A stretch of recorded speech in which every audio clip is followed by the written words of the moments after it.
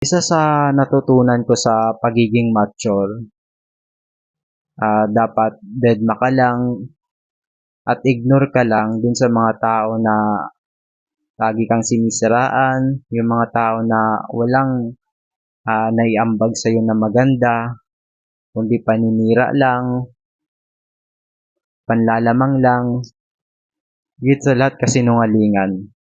Dapat matuto kang i-ignore, i-give up yung mga taong ganun, yung mga taong nagpapabigat sa'yo, yung mga tao na walang ibang ginagawa kundi lagi kang binabantayan, lagi kang sinisiraan. Yung mga tao na ganun, kailangan mong give up, kailangan mong bitawan, kailangan mong i-ignore. Paramdam mo sa kanila na wala silang kwenta, hindi sila worth para sa pagtuunan mo ng pansin.